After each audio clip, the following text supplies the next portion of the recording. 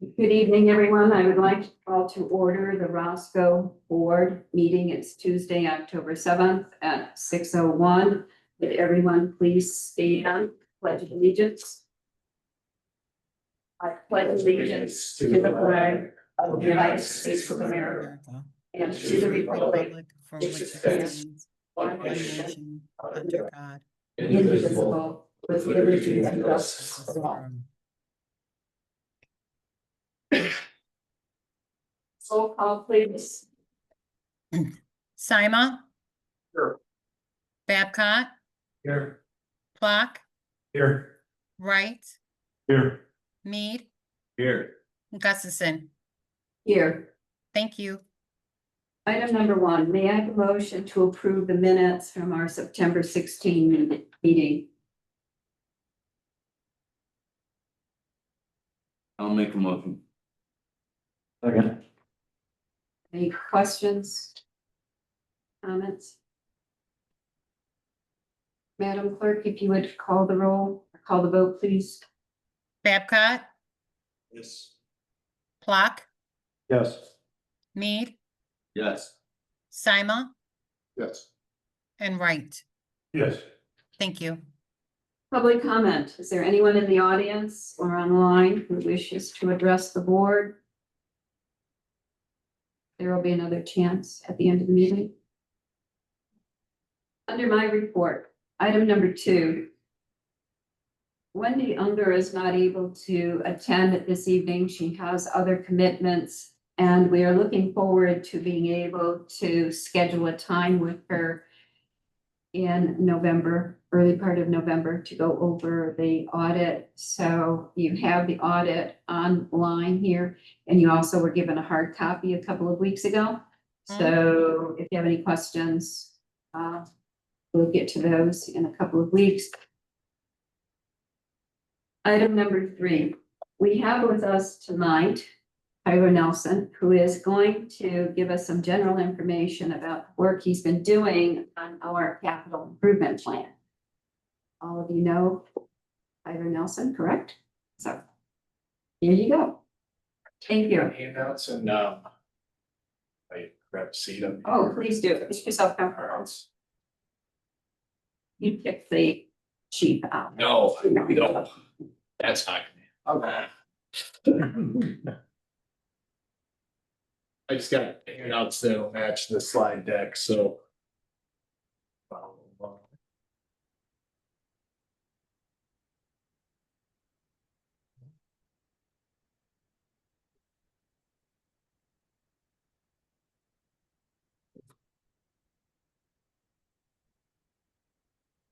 Thanks.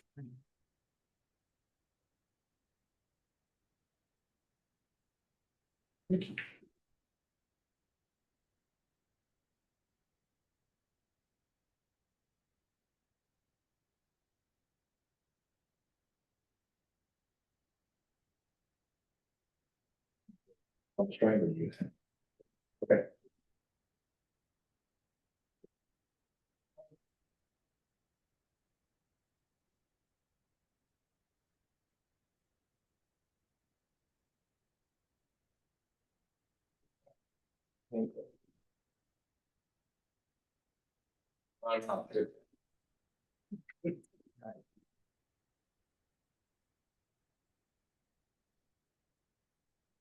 Well, thanks for good evening, everybody. Thanks for hosting me again.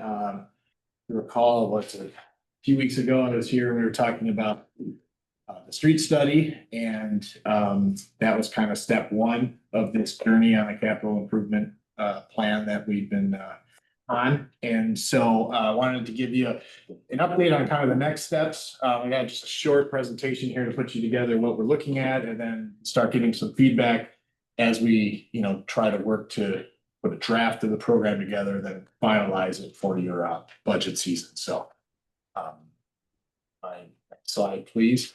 So I wanted to start out by just talking about, what we're looking at in terms of capital projects.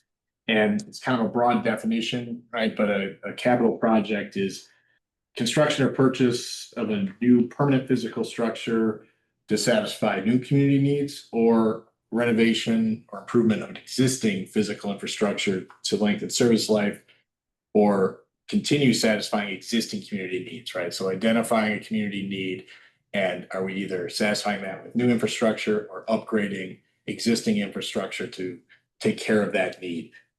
What capital projects are not, right, is general maintenance. Now you hear that term in terms of repaving roads and things like that. That's not what we're talking about in terms of like general maintenance. We're talking about like painting in buildings or things of that nature, you know. And it's also not existing operations, right? So it's got to be kind of like a tangible improvement project for the village. And then what a capital improvement program is taking those projects and putting it into like a multi-year budgeting and scheduling of capital projects over a defined period. It's typically 5 to 10 years. I think what we've talked about here is doing a 5-year plan that kind of mirrors what we did with our street study as well, and the maintenance recommendations that we had for that. A capital improvement plan starts with the revenue assumption. So, right, we're going to start with what revenues we have, what dollars we know are available, and then we'll start to funnel projects into that to take advantage of that funding, right? If we don't have that, then it's kind of hard to plan because we don't know what's coming in the door and what we have available. You typically utilize rankings or metrics to give this kind of a data-driven approach. You know, think about what we talked about with the street study in terms of assigning, you know, values to sections of portions of streets to give it, you know, to be able to guide our decisions. That's the same type of approach we're looking at here with, but looking beyond streets to capital projects as a whole. You know, typically these programs would be adopted by the village board, so it would be backed by an action of the village board. And really what it is it's a transparency document, right? Most communities will load these on their websites, showing the residents, you know, this is what we're doing with our available fiscal resources and our funds. These are the projects we're looking to get done. And then it allows that accountability, right, that we're doing what we said we were going to do in the plan that's enacted. So, and the next slide, these are the ranking metrics that can be used and that we're going to use to rank these projects. You know, this can be on a scale of like 1 to 5 in each one of these categories, and that kind of helps us set a priority for a project like Fall. You know, some of these metrics we're looking at include public safety, right? And that's kind of first and foremost. Are we looking at an intersection that has a high accident history? Is there something we can do to improve the safety there? Right? Is there maybe incorporating a turn lane in an intersection, something like that? Is it, you know, down to an unsafe roadway or a dimly lit road that needs streetlights, things like that? Failing bridges, right? All these things become public safety issues. Can, you know, if a bridge is failing, can a fire truck even drive over it if it's posted below the threshold of what they weigh?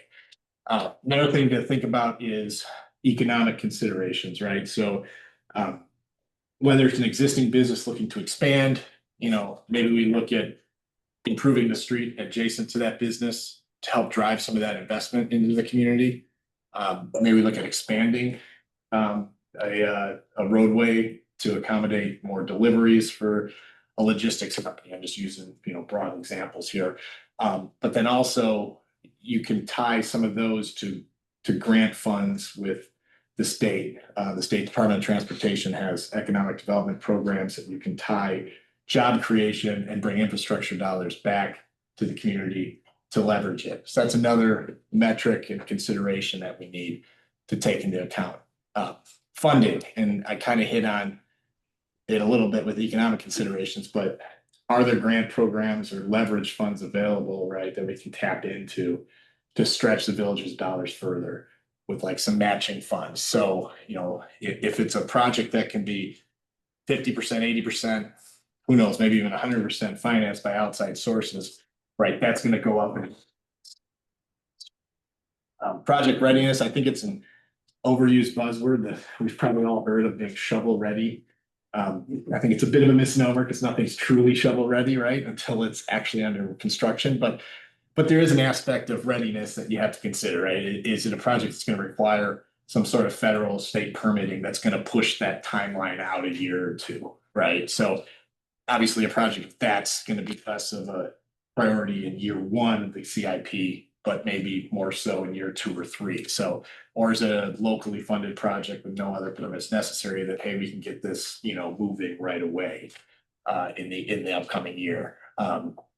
Comprehensive plan considerations, you want to make sure your capital improvement program is mirrored to where your comprehensive plan is overall for the village, to make sure that you're not allocating resources in an area that's not a priority based on your comprehensive plan. And lastly, just public impact, right? What is the impact to the public? We talk about, and you'll see in some of these slides coming here where we talk about potential improvements to parks, right? Are we improving the quality of life? That's got to be a metric that goes into consideration identifying these projects as well. So, next slide, I wanted to just walk through, just give you kind of an example of a project implementation. This is just one we picked because it's got multiple steps to it that will likely be programmed over the coming years in the CIP, and that's an upgrades to Riverside Park. If you start with the need, right? So if we look at the need for Riverside Park, upgrades to the park for community-wide benefit, improving a deteriorating park shelter, installing a new boat ramp to the Rock River. So I want to kind of step through the implementation year of a few of these projects and then talk about how those metrics kind of feed into that. So we look at this year, fiscal year 2025, right? The immediate kind of safety needs been taken care of with demolition of the deteriorating parks shelter. And then we're taking the next step, right? And we're, I know it's before you for consideration tonight, but implementing some design for replacement of that structure. So then your CIP then would, couple that in fiscal year 2026, where now you're programming the construction funds to build that structure and to rebuild that.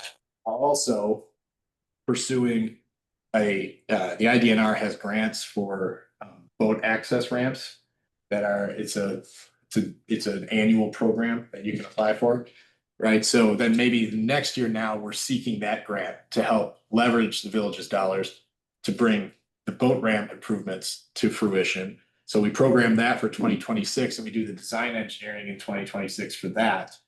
And I think those grants are a September 30th award, right? So let's say all things considered, we get that awarded September 30th, 2026. Now we're programming the construction of that boat ramp in 2027.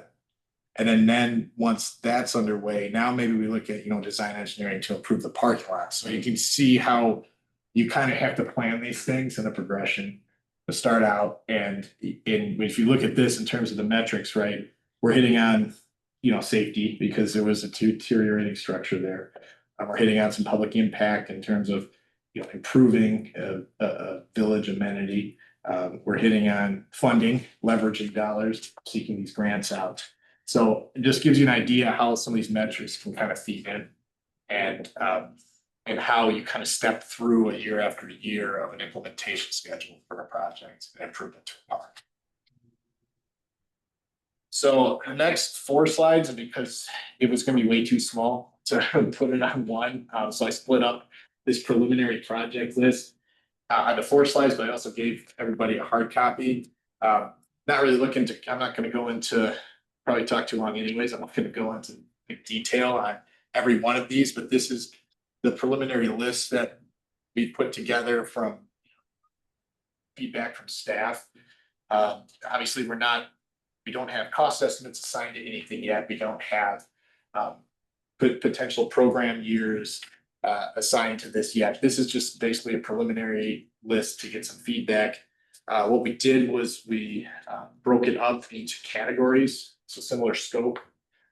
So I just wanted to touch on a couple of them to highlight, and then we can answer any question that you have. But on the roadway portion, you'll notice we have the residential streets program listed. This is where that maintenance recommendation and plan that we talked about in the street study would slide in, right? So that's your improvement to your residential streets. And you'll notice included there as well are the large arterial collector streets that we excluded from the street study. because they're significantly larger projects, right, than just resurfacing your residential streets. One thing we might want to consider is one, phasing some of those larger projects, breaking out portions, so we're not eating the whole elephant at once. The other thing that we have listed in here, and you can see, is general maintenance. You know, if the idea is the eventual reconstruction, say Willowbrook Road, is deemed to be 5 or 6 years down the road, do we maybe need to step back and do a little patching now just to limp us through for a few more years, you know? So we could allocate some dollars towards that. Looking at bridges, the only one I want to really highlight here, you know, these are all the bridges, structures, and culverts that need improvement that are under the village's jurisdiction. The Willowbrook Road box culvert that's over North Kinnickinnick Creek, that's actually weight posted, so load posted, so you can't drive over it any more than 12 tons for a vehicle. Why that's significant is, I believe the average weight of a fire engine is at least 12 tons, right? So that kind of feeds in so if a fire truck engine can't use that route, that kind of feeds into your public safety aspect, right? Your economic development aspect, your public impact. So just something to point out there. That's what you're looking for with these structures, is making sure that you get rid of those load postings. Pedestrian improvements, you know, that's largely some multi-use path extensions. The other thing we were considering including in here is a sidewalk gap program, right? So that's subdivisions with existing sidewalks. We're closing gaps or the blocks where sidewalks are missing, right? It's not going into subdivisions, installing all new sidewalks. Picking up those gaps where we can connect those pedestrian amenities together. We did a chapter, figure a chapter for safety improvements. You notice a couple examples there. Traffic signal upgrades, Meadowsweet Lane, Roscoe Road. Those are just kind of temporary signals hanging from wires. You know, maybe upgrading those to a permanent mast arm structure for safety purposes. Also, dead end road turnarounds. I know that's a big thing for emergency vehicles too. If you have stub streets and no way for the emergency vehicles to turn around, that can become a safety issue as well. So, you know, maybe we can identify 1 or 2 of those a year and build a paved turnaround there for the emergency vehicles. We have other chapters with drainage improvements, maintenance. This would be, you know, thinking about what we talked about, the street study, your crack sealing, right, to extend life of your pavements, where some of those dollars could slide in. Improvements to parks. You know, the village has a great park network, so wanted to have an entire section just for that. That includes, you know, some of the improvements like we walked through on Riverside Park. And the last slide here, you got to think about, you know, the village's physical infrastructure with public buildings, with maintenance. I know the police department had a request on there too for veteran storage training facility. You know, looking at making improvements to the village's municipal parking lots, whether that's repaving existing or maybe expanding different areas. And you know, lastly, a section for capital purchases. This would be IT hardware, computers, laptops. On a request so far that came in through here, I probably don't know much about, but it's the Glock duty weapons. So we included that in there as well. So that's just, like I said, preliminary list of what we've received from staff and the requests that have been put in. We're looking at this as starting point for discussion, getting feedback, and then obviously as we work with the village to obtain the revenue forecasts and knowing the dollars we're working with, and we start to assign cost estimates to these projects, start to assign metrics to these projects based on the metrics we talked about. You know, now we can start to fill in those years in the CIP to come back and kind of get a draft program for each year, what we're looking at doing in each one of these categories. I did include in here, if anybody's looking for some light reading at night, a couple links to some CIP documents and communities that we work with. I'm a little partial to the City of Rockford version.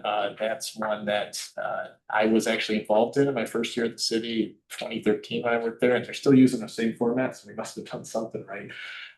But it's a pretty interactive document that they put on their website. I think they even now have like zoomable maps where you can, like a Google map where you can zoom in and see where the different projects are throughout the city. And then Rochelle as well, we've helped them with that document as well. And that's a little less, photo intensive than Rockford's. Rockford's is really kind of set up to be a really interactive document, but that would just be a couple resources if you kind of wanted to get an example of what one of these programs could become. So that was all I had. I'd be happy to answer any questions or anything I missed. I'd be happy to help. Comment and question. First of all, thank you, Brandon, for putting this. I really appreciate you keeping us up to date on this. I would like to see more of this and, see this. I'm sure this list is probably not a new list, right? It's something that a lot of these projects are projects here that we've had on the list for a long time. So I guess my question would be, we have the project list, but also the project management as to where we're at with these things. What has been on the list year after year, and are we moving forward with those? And then the other thing is sort of, I like your idea of doing some of these things as chunks, right? So I mean, I look at like Love Road, reconstruction. I mean, you just finally, by the way, I know it's the county, but coming here and going past McCurry and Love there, big difference with the stop sign. It really makes it hasn't been a burden, but you think about those people coming down that road there, that's something that maybe we could look at in a longer term, but I don't know if it's an immediate need. So I guess my thought would be as to, where are we, we're coming into budget season, or how do we prioritize these? What do we look at? Like what's our top priorities? And then how do we ensure that we are on budget and on goal with the top ones that we're following up? I think maybe just having like quarterly updates or something like that would be helpful. Yeah, I know I can speak to when I was managing the CIP program in Rockford, we did, I think it was about quarterly, where we would come before that was the council, but before the board, and just give an update on, these were the projects that we're, planning on implementing this year. Here's where we're at with them. And if any of them were delayed, it's why. The permitting issue, right? Was it something else? And I want to pick up too on what you said about, Love Road specifically. I think some of these heavier lifts, you're right, they can be phased in a way, it was something I know Brandon and I talking about. The overall Love Road project also has a box culvert structure. The box culvert structure is part of it, right? That's an item that really could be advanced before the road project, and it built to its full width. You only need to use the portion and just do some temp pavement into it. And at least then, you're starting down the road of no pun intended, right? But you're starting down that of accomplishing the full project, but doing it in a more phased manner. Because you look at this, probably some of the sticker shock on these would be pretty high. Hey, could we do one leg of it? Could we do one intersection? Could we do that box culvert? Just helps get progression. And then with this 5-year plan, right, you can forecast out then in the coming years what other phase of it you could attack. Well, thinking outside the box there, I mean, I know that the potential for us as trustees to have like a subcommittee to work with you guys to see if, to make sure we're on task, meet with you guys, quarterly or something like that. That might be something we could consider in the future with working on these things, because, time goes by and it's all about communication and making sure that we know what's going on and where we're at with these tasks. So that might be something that we could be involved with as trustees with Fairground moving down the road. Good to hear that, yes, glad to hear. I think that's why we're doing the capital improvement plan, right? Absolutely. This is something we haven't done here before, and I think I just pointed out, this is why we do it, so we can plan these out in the future. We can get these big projects sort of broken down, and we had some real road projects where it's that, many, many $1 million projects that, yes, absolutely broken down and get Like into it. even, I know this thing like. Glad to hear how supportive. The smaller ones, like even like Love Road, when you go, for not Love Road, McCurry Wilbur, from McCurry to Rockton. The striping on there, you really can't see what lane you're in, right? So I mean, that's something where, you can do that pretty easily, get that taken care of.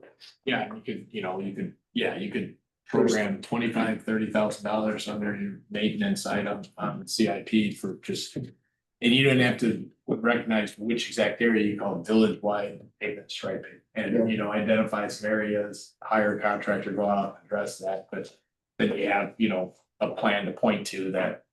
This has been, a range has been planned for and budgeted, so. Other than the Love Road culvert, did you guys prioritize anything else?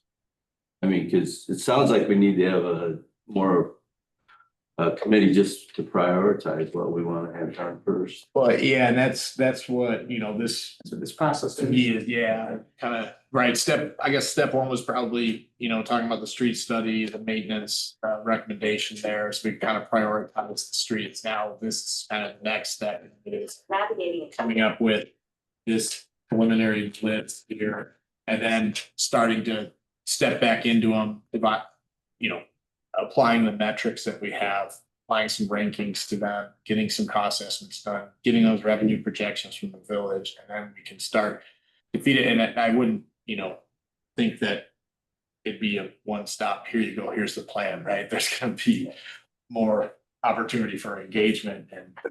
The ranking is you guys putting that ranking, right? This is just in. But I was just saying. curious if you guys when you created this list, if you guys were looking at things as far as, I mean, yeah, you need input from us too, but. Yeah, and we didn't want to get too far down that road without getting, the initial input from the board, but, I think. I think the projects we've listed here all speak to a need. It just becomes, right, where that need prioritized based on the metrics and the importance of it to this board and the administration, so, yeah. Tyler, did you not say also part of this process is to give us an opportunity to wrap our hands around what the general cost of some of these will be? Because if we have finite dollars in any one budget year, all of these things are needed. And so it would be the job of this board to establish the priority that could be accomplished in any one year based on the revenue that exists to do that. And what is done may vary, as you see here, from reconstruction to, as you said, a Band-Aid on some things. Yeah. So when do you and how much detail do you get into when you try to peg a cost to some of these? Well, you're not doing a cost estimate to the point of, because, For bidding. right, for bidding, because we haven't done a full Right. design, right? You're gonna see dollar amounts rounded off to the nearest 10,000 or 100,000, right? It's a budgetary number. We have the resources internally and with the resources provided to us to have a pretty good idea on a lot of these, what it's gonna cost just by picking, right? If it's a parking lot, picking an area, we kind of can figure out, per square yard of a parking lot, this is what it's gonna cost to do. And then, we'll do it so that we don't, leave the village in a lurch where we're underestimating and over promising the projects we can get done in a year. Cause I don't think anybody wants that. So, but it becomes, right, like, it does become a balance, like you have to select, okay, is this a project we can push off? This one's gonna take some more engineering design, or this one's gonna take some more time for utility relocations and things like that. So let's push that one off for a couple of years, but then maybe we just program a few dollars for that effort of this year, and then you'll see it the next year. And that's what the 5-year window really helps with, is being able to, not every one of these will be fiscal year 2020. But hopefully every one of these is I can find somewhere in that 5-year document. And how does that relate, or how do you go about assessing the need for maintenance of our public structures? For example, I have no idea how old the roof is on this building, but do we do a study or have somebody walk up and say, hey, you know, maybe in 3 years you need to address it, or it's good for 5, you can patch it? Just how do you go about assessing what the need would be of public structures? I think it's just, it's probably a lot of what you just said. It's, you know, getting the input of people. I mean, also, I don't know, you could speak to like how many years some of these roofs have been on, but you know, and typically you can know, you know, after this much time frame, we're probably gonna need to invest in this. Same with like HVAC systems, things of that nature. It just comes down to priorities, right? You know, if you haven't noticed, say this building, for example, what year was this? Was this? That was 2008, I believe. yeah, right, so, you know, you're probably at the point where you might wanna have somebody come out and look at it. So it's just, it's getting things scheduled like that, you know, and annual kind of just kicking the tires on, so to speak, on items of buildings, but I think we all know from, you know, our own homes that things crop up out of nowhere, so, for building maintenance specifically, right, I'd almost encourage you to just decide what the dollar amount, you kind of, unless you can identify like for sure, like, hey, this building needs a new HVAC system. We've been stringing this thing along for years, so let's put that as a line item in the CIP. Other than that, I would recommend, I know like how we would do it in Rockford was just kind of have a general building maintenance budget item, have a dollar amount to it. With the understanding that that was going to be there as needs arose throughout the year. And then maybe look at, you know, figuring out where to allocate those dollars through the year. It's a little more fungible with building sites, I suppose, than it is, you know, being able to ride a road and know immediately like this needs to be done.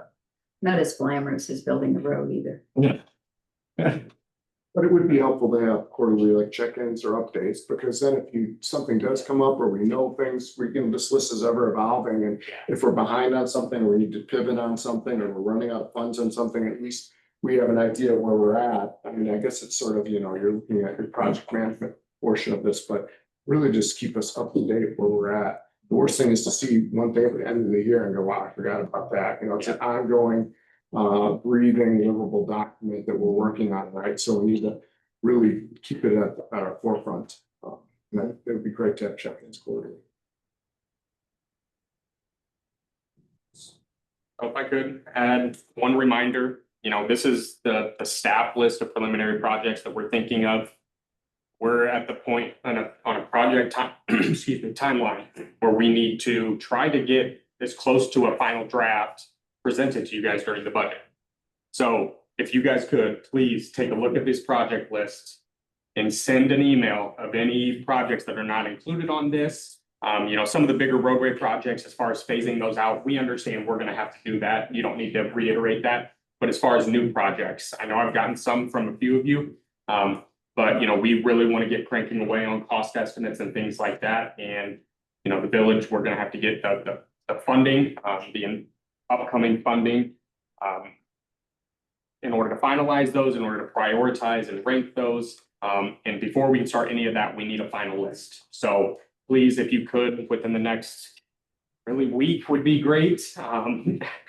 But as soon as possible, that way we can really get cranking on these and know what our list is. You know, as we have discussions and we present the rough draft, there may be new ideas that come up. That's perfectly fine, but whatever you can do to get us that your intended projects, your wish list, essentially, you could just send us an email with a brief description of the project and what specifically you want to see done. We can take it. And that's why we had that Riverside Park up there, particularly. If you look at that, that's what we're looking for, right? General idea, right? What do you want to see generally, right, in the park? And we can do the breakdown of the years, how it actually happens, but that's like the level of detail we're looking for, is that, you know, upgrades Riverside Park, 25 benefit, helps shelter, boat ramp, right? And we can sort of work through how that happens. I think we have some people, some trustees giving us their ideas. We have some from previous years we've talked about in the past, so. We just ask that if you do have them though, you need to get those to us quickly as possible so that they're gonna have some time to work through that process. So the multi-use parking lot here, is that part of this, is that a separate line item then? Where are we at with that? Is that they're very involved in that? You know, the engineering design with the. So we have that on, we have a couple different municipal lots, new lots that have been talked about, either previous budget cycles or have been brought up in current meetings. So we have that on the list and we will make some assumptions of, you know, the size of the parking lot and what it's going to entail. But I mean, if you. Which one are you talking about This one, specifically? I'm talking about the one by, It's already done. well, the one with the thing that fell over, right? You know. Yes. I mean, are we re-engineering it? I'll give you an update on that in closed session. Is that part of? It's not part of that story. Right, That's a different issue. Legal issue. gotcha. Anything else? Any other questions of Tyler? When would you next make a report to us? I think once we get the finalized list and then those revenue projections. Then we'll need a little bit of runway to do some cost estimates and pull that. I would think the next. Presentation discussion should probably be with draft. Draft program for each year. It doesn't have to be the finalized report, but at least, you know, each year, here's what we're projecting done based on. So Mary says, I guess timing on rank, so would you do the rankings prior to that, yes, would you send out to the board, the ranking schedule or ranking list before that, so they can rank that, I like to have the board be able to rank their. So prioritize. Yeah, sure, Yeah. so probably before you guys come back, Does so that help- that way you can sort of generally start your. That'll Yeah. help you as far as cost, if you're looking for estimates, right, if you know what priorities we, you know, cause you can start with the ones that are the highest priority.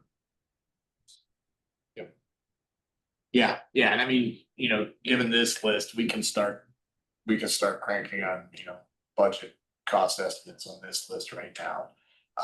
But you know, if we could, as Brandon alluded to, if we could get any additional priorities from anybody in the next week. That we can include in here, then, you know, we can pull those estimates together, we can, you know, think about potential grant funding for this, we can start putting together the metrics. The rankings and, you know, if you would like, we can bring that document back before we start putting together the, you know, the actual program. So. If past history gives us any clue, we generally had in a good year, $1.5 million, maybe 2 million at the most to throw to a capital project. I don't know what we'll have this year. So we need to get some decision made by mid-November as to what project is affordable put into 2026 as beginning. This is going to be our first task under a capital improvement plan. So this is, as I said before, all of these things are needed. They're all very ambitious and many of them come in at multi-million-dollar tags. So what is doable for 2026? I think will probably also be the guiding principle here. Can you get a list of capital improvements that were completed in the last couple of years? Like, I'd like to see like what major landmarks did we do? Like last year we budgeted for this, complete this, we didn't complete this. What happened before? Good. As to what's realistic. Budget looks like what's we can accomplish in a. But I think that's something that would be helpful to have. A great deal of money was shifted to the residential road program in addition to the usual $500,000. Those were years where we did almost $2 million. So that's where it went as opposed to other. Like a giant example of one that, you know. Most are not gonna be giant I mean, like, I mean, they're most of our roads, right? Most of our roadways, I mean, the frontage roadway, we can get the frontage roadways. That's something we Yeah. decided to do. Porter Park, Kevin. Porter Park, Kevin was the one, our frontage roads we did a couple years before that. We did the frontage roads. It's a good, you know, to have, but to see. Seemed to me, Tyler, that, thanks for doing lots of work, but it seemed like you guys were in the best position to bring us the list with your own recommendations, prioritize, and we look at those, and then we object to, if we don't agree with it. I guess, hey, this is not my bailiwick here, it's like my job is to make a decision on what we see, so I would like to see something put together, hey, here's based on your criteria, your metrics that you assigned up front, fine. Put a list together, bring it back and say, I mean, that would be helpful for me. I'm not speaking for the rest of the people here. But Yep. Do that. even your $100,000 more expensive, that's fine. Do that. Any other questions? No. Mr. Nelson? Thank you very much. Thank you.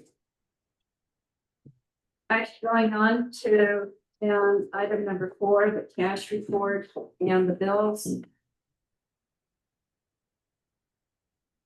You have before you tonight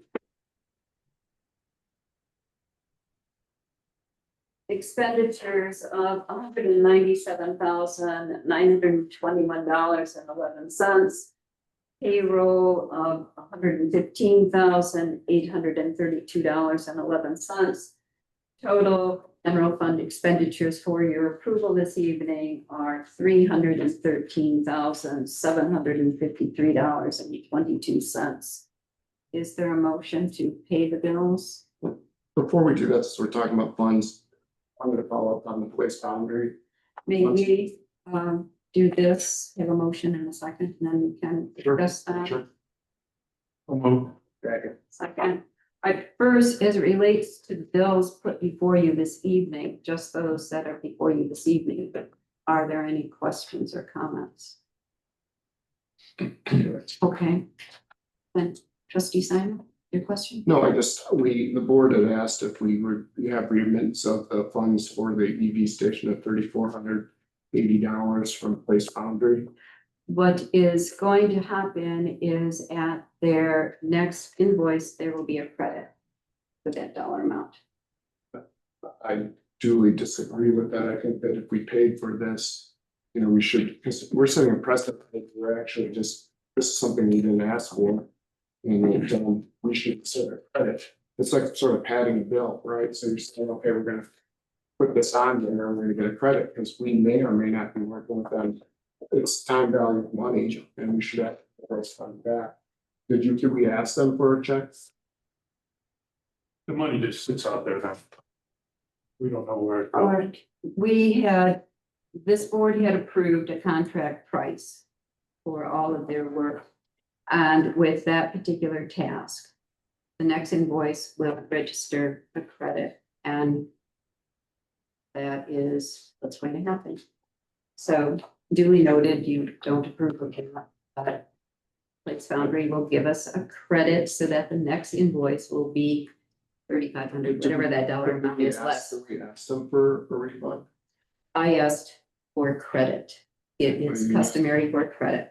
There's not going I to don't be a think check. it's customary to bill people for something that they didn't ask. So, Okay, duly noted. sure. Thank you. We have a motion and a second to pay the bills. Madam Clerk, would you call the vote, please? Clock, Yes. Babcock, Yes. Simon, Yes. Wright, Yes. Mead. Yes. Thank you. Item 6, no year-to-date revenue and expenditure report. This time we had one through July, and there will be one forthcoming November. It's happy to come next meeting. Next meeting. Thank you. Item number 7. May I have a motion to approve ordinance 2025-20? This is to increase the Class A liquor licenses from 5 currently authorized to 6. Second. Any other I'm questions? sorry, who was the first? Justin, Mark, Okay, thank you.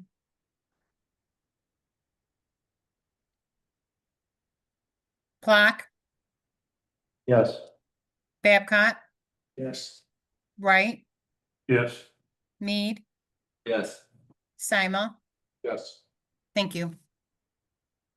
Item number 8, may I have a motion to approve the issuance of Class A bull liquor on and off premises to Penny Inc. doing business at Quick Mart. And this location is the new one for 5526 Elevator Road. And as discussed earlier, this is for the purpose of applying for the gaming license. There will be no serving of alcohol at this establishment. So moved. Second, Wright, yes. Mead, Yes. Sima, Yes. Babcock, Yes. Clock. Yes. Thank you. Item number 9, may I have a motion to approve resolution 2025 R49, entering into an agreement for engineering and construction management. This is for the Riverside Park Pavilion replacement. And this is with Fairground at $30,000. So moved. Second. Mead, No. Babcock, Yes. Sima, Yes. Clock, Yes. and Wright. Yes. Thank you. Item number 10, may I have a motion to approve resolution 2025 R50, entering into a professional design services agreement for the Porter Park Phase 2 project, the OSLID grant.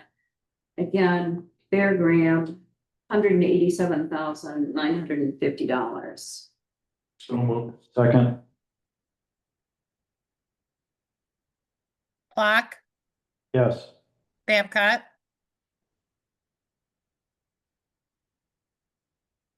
Yes.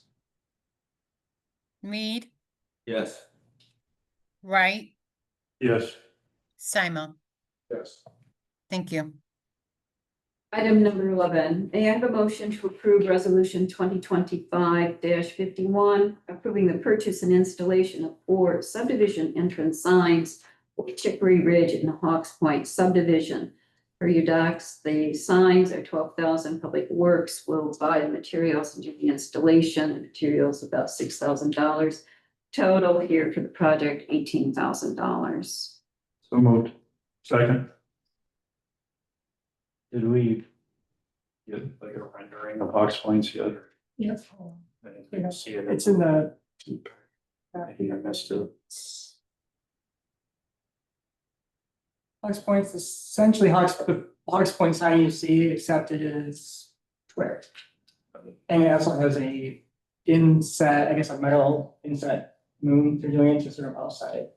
We're just gonna ground down a little further and put a metal. And Okay. just for general purposes, is this something that can be done this season? Yes, he's gonna be, as soon as we give him the go ahead, we'll get the manufacturing within I think a couple of weeks to do it.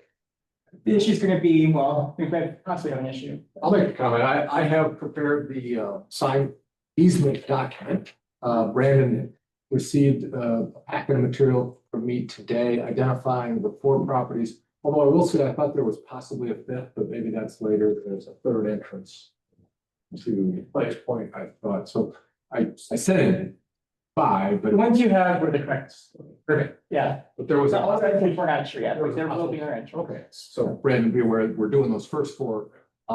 He's gonna put together, well, you can address this, but he put together the Description. legal description for the actual triangle or square where the sign will go. I've got the easement document prepared. And we'll get that, we'll have to have the property owner sign off. And get that recorded. So it's all dependent on you. Well, Now it's in our. I have passed the buck. Okay. Okay. So we're a go for this, right? We had a first and a second. Calling for the vote, please. Babcock, Yes. Mead, Yes.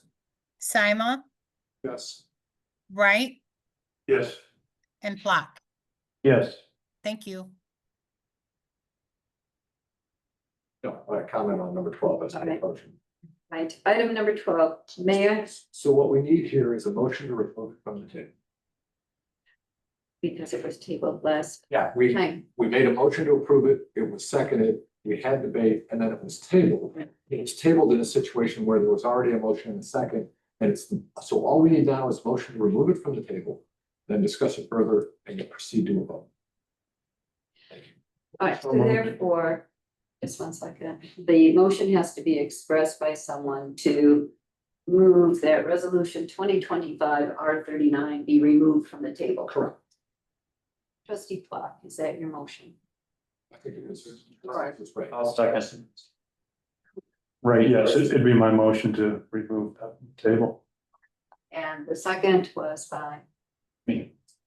Trustee Flock. And so now it's before you on the motion that was made 2 weeks ago and the second that was made 2 weeks ago. If there's further discussion, go ahead. Otherwise, Do we have to vote? To vote, take it off the table? Or no? we just took it off the table. Okay. We just took it off the table, so you have a motion, So, you have a motion before you. all right, so the motion would be eventually leading to a vote, yes or no? It's a motion on our 30. Have discussion right now. Further. Is there anyone who wishes to have additional comments for the record? Yes, I have a, Trustee Wright, please. team that I've assembled. For, full disclosure, I'll let you. Maybe we get to that after vote on this? What's the correct procedure? Well, I'm not sure what he's getting at. It's an alternative to this. So do we not have to dispense with this first? Well, I guess the reason I tabled it was to further. I think we probably should. This would be part of discussions and independent motion. The alternative. Part of the discussion.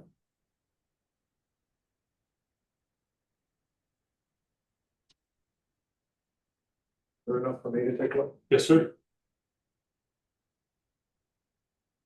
Over the past. I've sat down with a team of people. Mostly out of Beloit.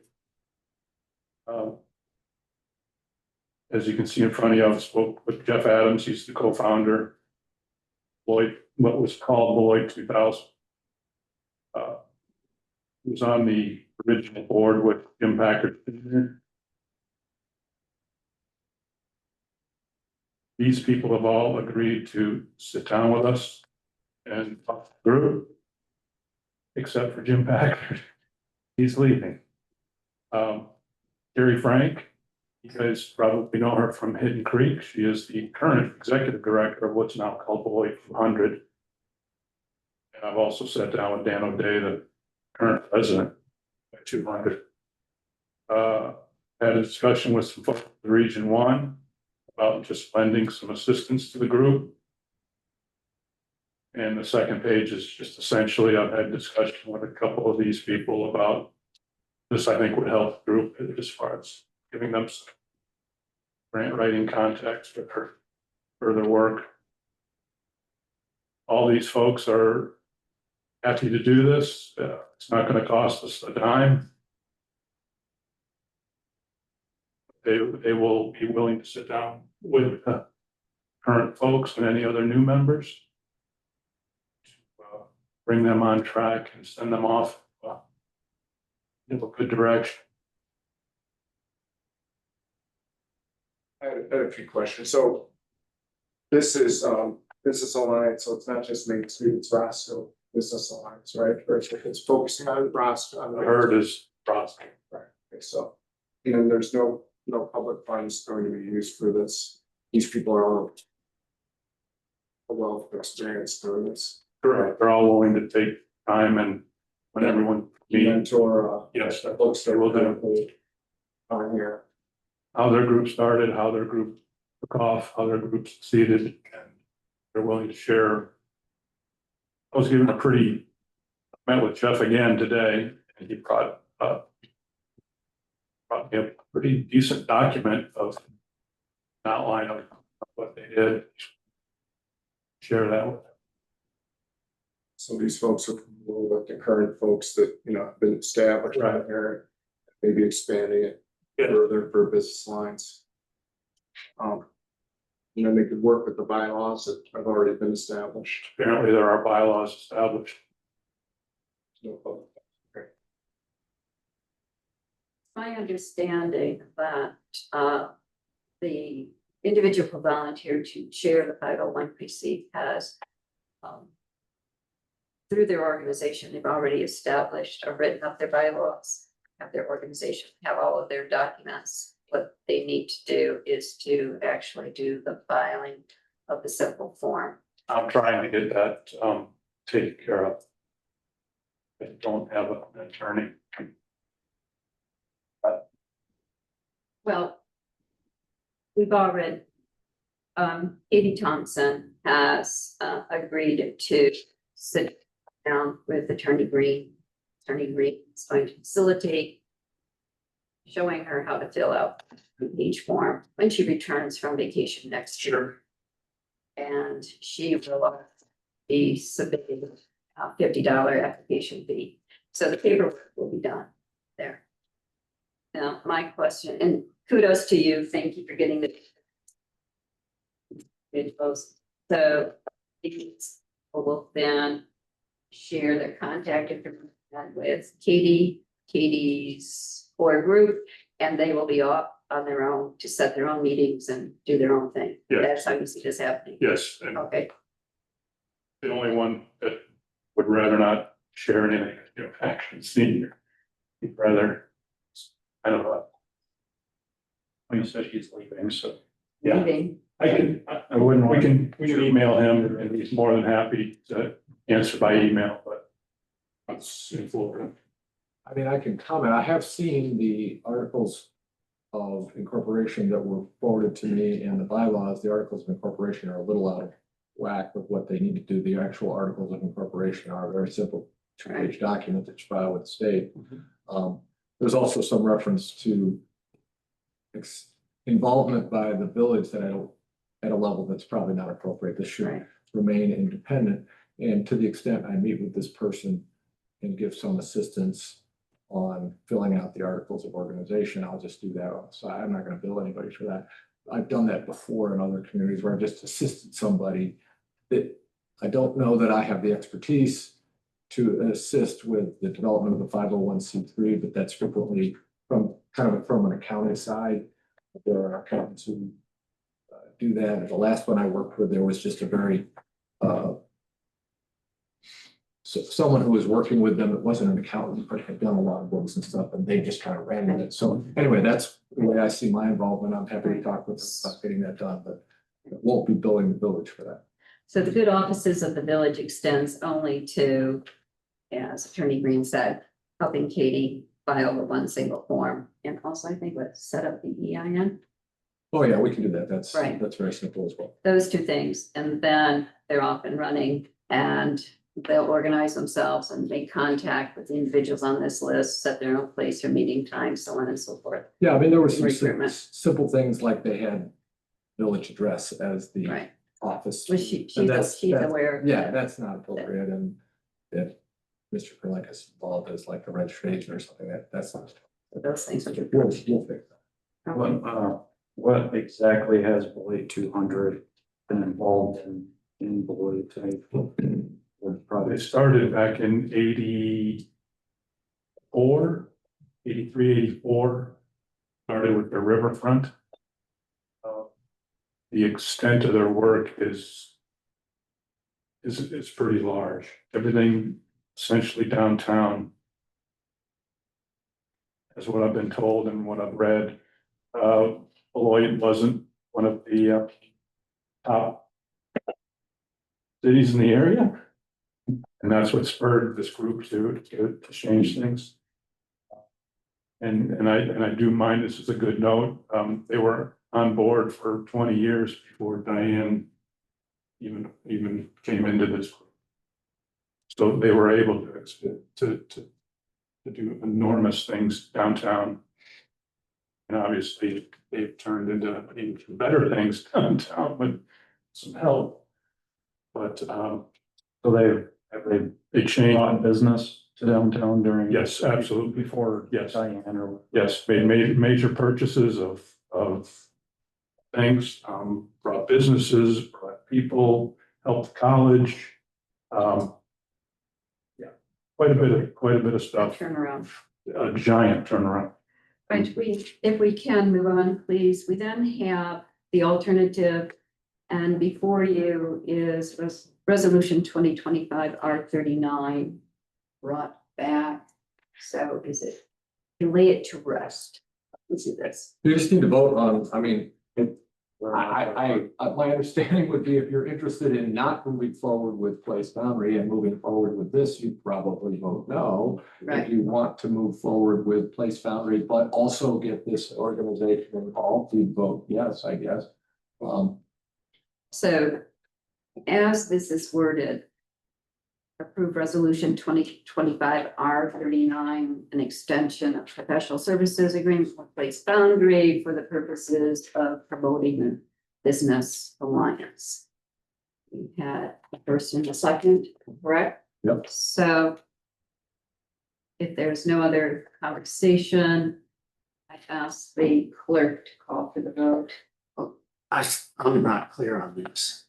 So we're eliminating Place If you Foundry. vote no on the resolution, you're eliminating Place Boundary and it will be, And this was specifically just to help the 501c. yes. This is the two-part thing we had Option 2. 3 months ago that we voted just to only do the Rock and Road thing. It was requested to bring this back to the board by trustee Wright, requested to bring this back to the board. We're gonna eliminate So Place Foundry to work with the 501c. it's not even eliminating them, it's just not hiring them. Not hiring Yeah, as option 2. yeah. As I understand it, so I'm clear as well, so we table this, because Justin wanted more information as what an alternative would be, right? So Mike put this together, we have an alternative to this, does not use public funds, right? So And if I might, I don't know if you want to bring forth a resolution of support for this alternative approach or not even bother to go that route and just let this alternative approach play out. I mean, it's your call. Well, I think that if we voted, I mean, we're sort of out of it as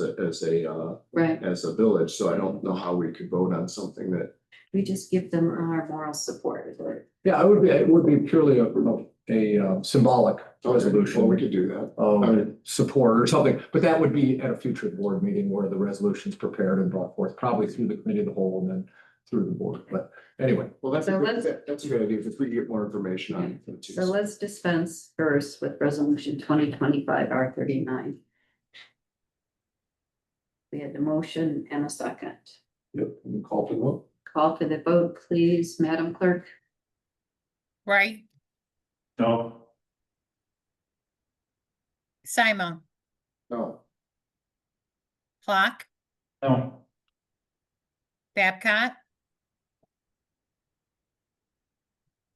Thank you. Oh, we're missing one. I still get a vote, right? I'm sorry. Are you awake? Yeah.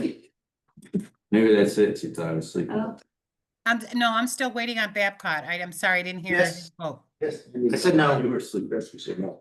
And It me, was- It was a nay. No, All nays. sorry about that. that's all right. thank you very much. All right. And then any,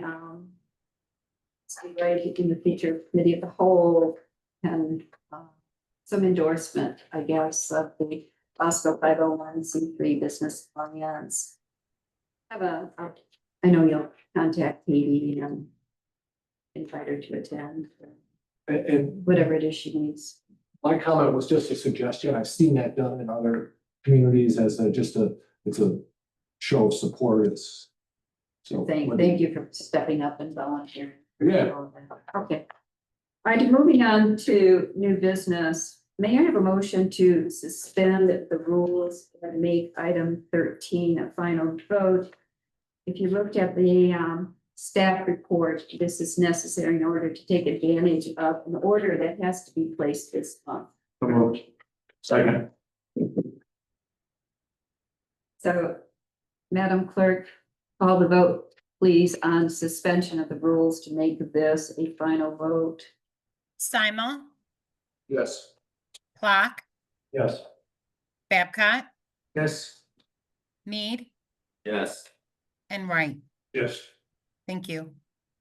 Right, item number 3, may I have a motion to approve resolution 2025 R52, approving an agreement with Enterprise for the quoted amount of $88,268.50 for the replacement of 3 public works vehicles. Delivery, if you look at your docs, one is anticipated, 2 of them anticipated in 2026 and the third 2027, correct? So moved. Second. Questions that you have of Director Taylor about these? Can I say something? Oh, of course. I just wanted, that 88,268 is the total maximum. Right. I was kind of waiting, we have 3 of our vehicles that we put in are for sale right now through Enterprise. And I'm hoping between $40,000 to $60,000 that we'll get for all 3 of those. And that money will go towards, I don't know if they put it all on one truck, or, because I almost paid for like the 250 itself, or if they kind of split them up between the 3 trucks. So anyway, that $88,000, which is the 50% of the upfit, like, say for the 750, that just comes us up the chassis, and then we bring it to the Monroe truck, and they put on the box. So we have to pay 50% of that up front. And that's another thing, if we don't get that 27, that $88,000, we won't have to pay that $60,000 till 2027. It's not all for 2026. You understand? So that 88,000 was just like a total maximum that could happen. I wanted to put it on there for 26 because they said sometimes different townships or something like that will have to cancel an order. And it's pretty much a standard truck like a lot use, and if they could pass that truck, get it to us sooner. I just want to make sure that the money would be there in this case. Thank you very much for all the work done to get information on these. All right, we have a motion and a second. Any other questions? Madam Clerk, the vote, please. Babcock, Yes. Mead, Yes. Wright, Yes. Simon, Yes. and Clock. Yes. Thank you. Questions and reports, none at this time. Public comment. All right, next executive session. May I have a motion to go into executive session to discuss pending litigation? Moved. Second. Madam Clerk, the vote, please. Clock, Yes. Mead, Yes. Simon, Yes. Babcock, Yes. and Wright. Yes. Thank you. To my office. Are we going to, okay.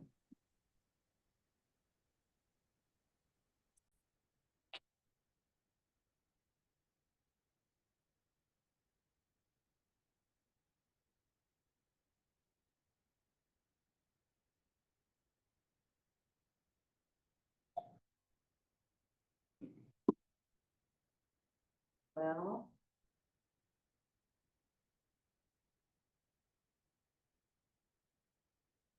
Maybe she has all see what's happening. How can we proceed? She got her cell phone.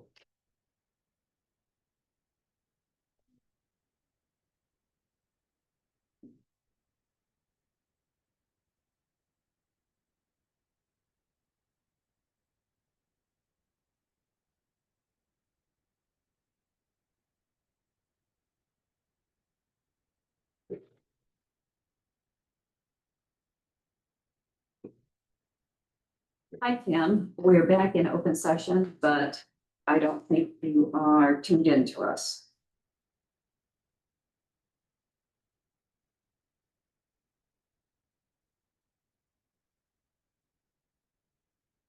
She said she's disconnected. Circling after this. Yes, she's something circling. Log out, log back in. Yeah, log out, log back in. The advice is. Okay.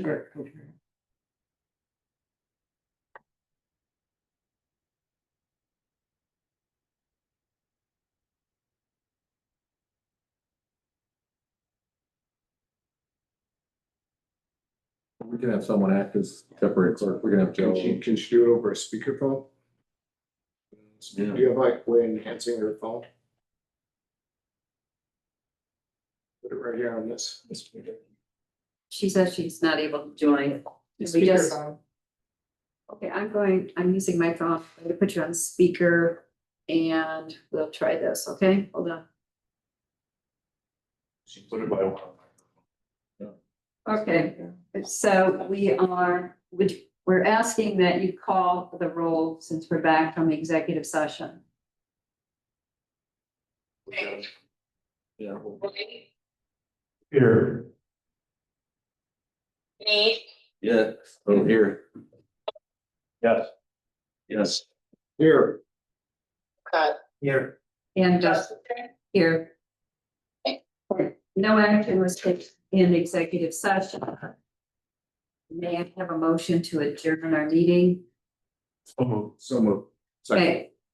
Motion was made by Wright, seconded by Sima. All in favor of adjourning, say aye. Aye. Board meeting adjourned at 8:29.